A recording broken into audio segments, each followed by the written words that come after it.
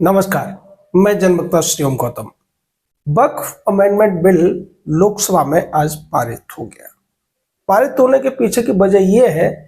कि जेडीयू और टीडीपी जिसको लेकर विपक्ष ये सोच रहा था, ओवैसी जैसे लोग उनको भड़काने की कोशिश कर रहे थे। अखिलेश यादव जैसे लोगों ने कोशिशें की कि किसी भी तरीके से जेडीयू और टीडीपी इस बिल के खिलाफ हो जाए, उन पर दबाव बनाने की कोशिश की जा रही थी कि मुसलमानों का वोट उनको मिलता है और इस बिल का समर्थन करने से उनका वोट कट जाएगा। लेकिन ऐसा नहीं हो पाया। जेडीयू ने भी समर्थन किया और टीडीपी ने भी समर्थन किया। इसके अलावा दूसरी छोटी पार्टियां थी, जेडीएस हो या फिर आरएलडी हो, और जो छोटे छोटे दल थे जो एनडीए में हैं, उन सभी ने इस बिल का समर्थन कर दिया, जिसके बाद यह तय हो गया था कि लोकसभा में अब यह बिल पास हो जाएगा, और ऐसा हुआ भी। लेकिन इसके साथ ही साथ इसको लेकर जो विपक्ष की तरफ से भ्रम फैलाने का काम पिछले 6-7 महीनों से चल रहा था, वो भी आज फिर से संसद में देखने को मिला। लेकिन आज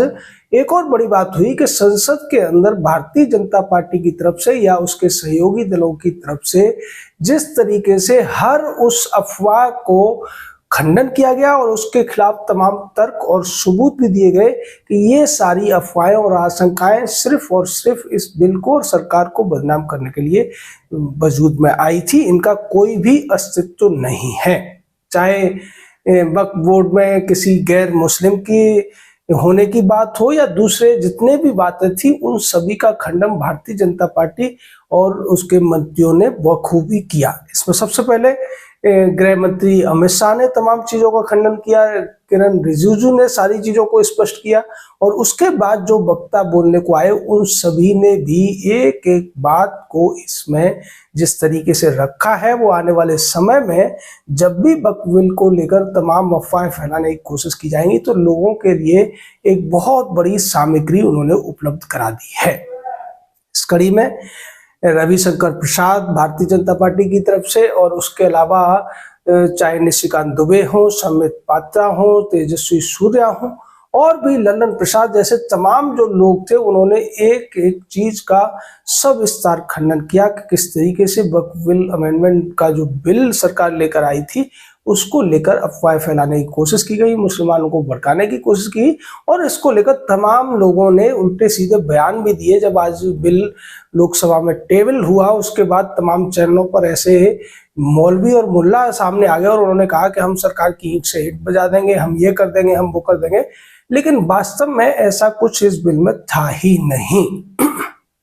दरअसल ये जो बिल था 2013 में जिस तरीके से असंवैधानिक रूप से वक्फ बोर्ड को तमाम शक्तियां दे दी गई थी और उसको एक तरीके से ऑटोनॉमस बनाने की कोशिश कांग्रेस पार्टी ने की थी, अब उसको फिर से संविधान के अनुरूप कानूनों के नीचे लाने की कोशिश भारतीय जनता पार्टी ने की है। जो पुराना बिल कांग्रेस ने बनाया था उसमें यह था कि अगर वक्फ बोर्ड किसी संपत्ति को अपनी घोषित करता है तो व्यक्ति वक्फ ट्रिब्यूनल में जाएगा और ट्रिब्यूनल में सारे लोग वक्फ बोर्ड के ही होंगे, और फिर उसके खिलाफ अपील करने का उसको कहीं भी अधिकार नहीं है, वो केवल हाई कोर्ट जा सकता है। तो हर किसी व्यक्ति के पास हाई कोर्ट जाने के लिए ना तो पैसे हैं, ना वकील खरीदने की उसकी कोई क्षमता है। इस चीज को यहाँ फिर से सही किया गया है, और अब ये प्रावधान इस बिल में किया गया है कि अगर वक्फ बोर्ड का कोई संपत्ति घोषित की जाती है तो उसका सर्वे होगा, और सर्वे डीएम से ऊपर यानी कि जो सचिव स्तर का एक अधिकारी उसको करेगा, और उसके बाद जो डीएम है उसके यहाँ इसको रजिस्टर कराना पड़ेगा, वेरीफाई कराना पड़ेगा। इसके अलावा ट्रिब्यूनल में भी अन्य सदस्यों को जगह मिलेगी, और इसके साथ साथ इसकी जो अपील है वो जिला अधिकारी के यहाँ भी हो सकती है, उससे ऊपर कोर्ट पर भी हो सकती है, और हाई कोर्ट और सुप्रीम कोर्ट तो ऊपर है ही। यानी कि पहले जो लोगों के पास अपने अधिकारों को लड़ने के लिए समय की कमी थी और उनको सुविधाएं नहीं थी, उनके खिलाफ पूरी तरीके से कानून खड़ा कर दिया गया था, अब ऐसा नहीं होगा। इसके अलावा वक्फ बोर्ड में 2 महिलाओं की नियुक्ति, साथ ही साथ जो मुसलमानों के अन्य वर्ग हैं जिन्हें पिछड़े वर्ग या पिछड़े मुसलमान कहा जाता है, उनके अंदर जाने का भी रास्ता साफ कर दिया गया है। इसके अलावा जो वक्फ बोर्ड की संपत्तियां हैं उनको सही तरीके से मैनेज किया जाएगा, इस पर निगरानी होगी, और सीएजी जैसी संस्थाएं उनकी ऑडिट भी कर सकेंगी। इसके अलावा सवाल ये था कि जब वक्फ बोर्ड मुसलमानों को लेकर जो बनी हुई संस्था है तो फिर में इसमें गैर मुस्लिम कैसे आ सकते हैं, तमाम सवाल उठाए जा रहे थे। इसको लेकर भी रविशंकर प्रसाद और गृह मंत्री ने बातें स्पष्ट की और ये कहा कि चूंकि वक्फ बोर्ड एक वैधानिक संस्था है इसलिए इसका जो प्रशासन है वो वैधानिक रूप से होगा, न कि धार्मिक रूप से होगा। इसके अलावा निशिकांत दुबे और दूसरे सदस्यों ने यह भी बताया कि चूंकि वक्फ बोर्ड के जो कर्मचारी होते हैं, जो अधिकारी होते हैं, वो भारत सरकार के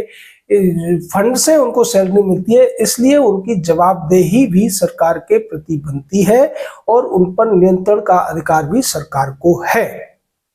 वो किसी संस्था के अधिकारी नहीं है, उनको सुरक्षा हो या दूसरे जो सुविधाएं मिलती है वो सरकार की ओर से मिलती है। तमाम चीजों को आज स्पष्ट कर दिया गया और उसके बाद लोकसभा में वोटिंग हुई। वोटिंग के बाद ये बिल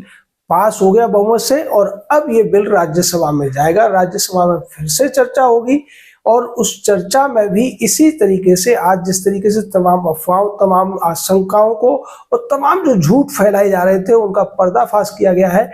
राज्यसभा में भी उसी तरीके से होगा और उसके बाद ये ऑन द रिकॉर्ड सारे तर्क भी होंगे, जिसके बाद जो भी लोग इस तरीके की बातें करेंगे उनके लिए लोग उन तर्कों को सामने रख सकते हैं और जो अफवाहें, जो झूठ फैलाने की कोशिश इस वक्त वोट को लेकर की जा रही है उसका भी शायद समापन हो जाना चाहिए। एक बात संबित पात्रा ने यहाँ बताई कि किस तरीके से जब सच्चर कमेटी ने अपनी रिपोर्ट दी थी तो वक्फ बोर्ड की जो संपत्तियां थी वो 4 लाख के करीब थी और उनसे होने वाली आमदनी 163 करोड़ रुपए सालाना की थी।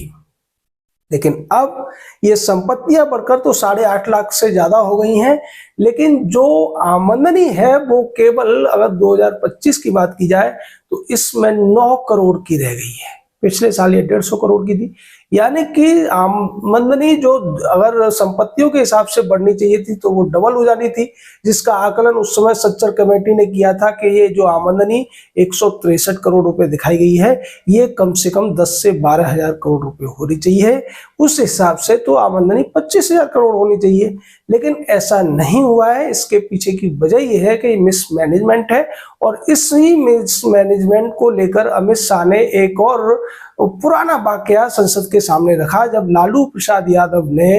कांग्रेस की सरकार रहते हुए ये मांग की थी कि वक्फ बोर्ड पर जो कुछ धांधलियां चल रही हैं इसलिए इसको बंद किए जाने की जरूरत है या उन्हें सुधारे जाने की जरूरत है। तो ये कहते हुए गृह मंत्री अमित शाह ने कहा कि लालू प्रसाद की बातों को कांग्रेस ने तो नहीं माना, लेकिन उनकी जो मन की मंशा थी उसको मोदी जी ने जरूर पूरा कर दिया है, यानी कि वक्फ बोर्ड में जो धांधलियां और जो अनियमितताएं हैं उन्हें सुधारने का काम किया है। इसको लेकर ओवैसी जैसे तमाम लोगों ने तमाम अपने अपने कुतर्क रखे, तमाम बातें रखने की कोशिश की, लेकिन वो सारी की सारी निर्मूल साबित हुई क्योंकि सरकार के पास बहुमत है। और जिस तरीके की वो लोग अफवाह फैलाकर ये सोच रहे थे कि शायद नीतीश कुमार की पार्टी को या टीडीपी को भड़काकर सरकार के खिलाफ कर देंगे, दबाव बना देंगे और वो लोग इसका समर्थन नहीं करेंगे, लेकिन ऐसा नहीं हुआ और लोकसभा में ये जो बिल है वो बहुमत से पास हो गया।